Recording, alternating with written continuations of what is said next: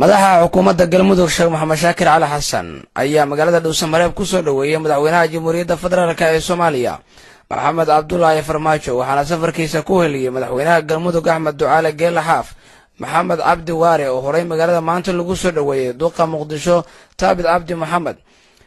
ayaa waxa laga soo galbiyay deegaanka Mareegur oo qiyaastii 30 kiiloomitir u jira magaalada Dhuusamareeb ee caasimadda galmudug soo dhaweynta oo aan loo kala harin oo ay qayb ka ahaayeen ciidamada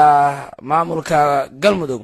ayaa madaxweynaha waxay ku soo dhaweeyeen magaalada Dhuusamareeb ee caasimadda galmudug soo dhaweynta madaxweynaha waxaa sidoo kale barbar socotay qaybaha kala duwan ee bulshada kuwaas oo ka kala yimid magaalooyin dhowr ah oo dhaca bartamaha Soomaaliya soo dhaweynta kadib madaxweynaha dowladda federaalka ee Soomaaliya iyo wafdiga isaga la socda ayaa socod ku maray bartamaha magaalada halkaas oo ay safnaayeen kumanaan ka mid ah shacabka magaalada Dhuusamareeb waxaana madaxweynaha ay u lulayeen caleemo qoyan waxayna ku qaylinayaan ku dhagay ka mid ahaayeen ku soo dhawow caasimadda galmudug ee Dhuusamareeb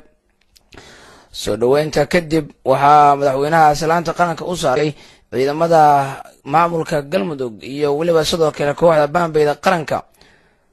madaxa xukuumadda galmudug Sheekh Maxamed Shaakir Cali Xasan ayaana ku soo dhaweeyay magaalada Dhuusamareeb wufuudda kala duwan ee maanta timid ugu horeeya madaxweynaha Jamhuuriyadda Federaalka ee Soomaaliya waxaana kadib mikrofoonka qaatay madaxweynaha galmudug Axmed Ducaale Geelle Xaaf isagoona ku soo dhaweeyay madaxweynaha dowladda federaalka ee Soomaaliya Maxamed Cabdullaahi Farmaajo oo isna sheegay inuu aad ugu faraxsan yahay soo dhaweynta maanta uu kala kulmay magaalada Dhuusamareeb waxaan nasiib u yeelan maanta munaasabad badan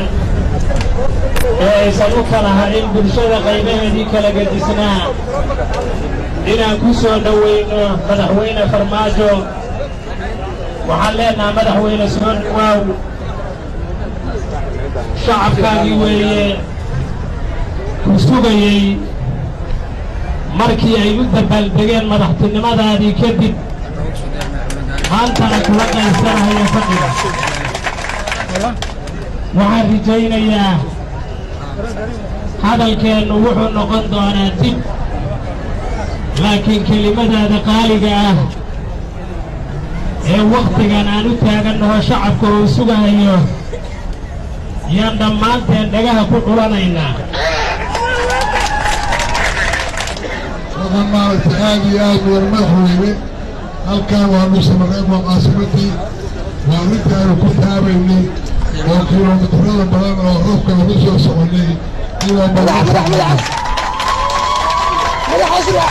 madaxweyne galabtay waan aragnaa Dhuusamareeb caasimaddii galmudug oo runtii aan hubo inay tahay munaasabad aad iyo aad u qaali ah waxaanan marnaba filayn aan marnaba mid soo rogeykata jirin galabta sida halkaa loogu soo maaragtay naloo soo dhaweeyey kulligay waa nala soo dhaweeyey aad iyo aad bay u mahadsantii cid allaaliyo ciddii ka qayb qaadatay soo dhaweynta Sheekh Axmed Shaakir iyo ragga la jooga iyo Jeneral Galaal iyo ragga ka duqeeyey inlaysukeeda arrinta aad iyo aad baad u mahadsantihiin mudane madaxweyne Xaaf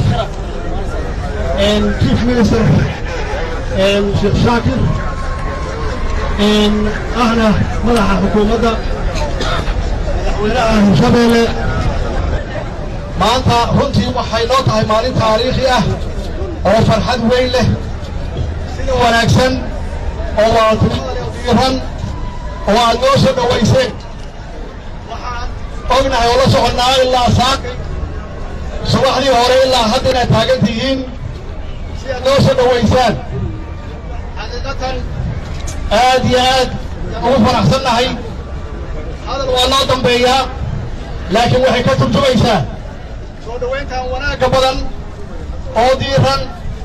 waxay ka turjumaysaa soomaalinimadiinna waxay ka turjumaysaa sidaad Soomaali iyo midnimadeeda aad soo dhawayseen oo dibadda aad uga shaqayseen oo magaaladan aad ku nabadayseen ayay ka turjumaysaa iyo sidaad u jeceshihiin madaxdiinna qaranka iyo madaxdiinna galmudug saa u jeceshihiin soo dhawayntan taasay ka turjumaysaa walaalayaal إن شاء الله هدو يبير هذا وكلا ورقادنا لكن ما تهنا هتصلان يا مرحبا يا سودوين آدي نكون مهدلنا مركلة لبات مسجدات وبعثتين safarka madaxweynaha oo gabaldhici ku soo aaday magaalada Dhuusamareeb ayay dadka reer Dhuusamareeb u dareemayeen inay ku qanacsan yihiin inay sugaan madaxweynaha dowladda federaalka ee Soomaaliya Ibraahim Xasho Soble Somali Cable Dhuusamareeb.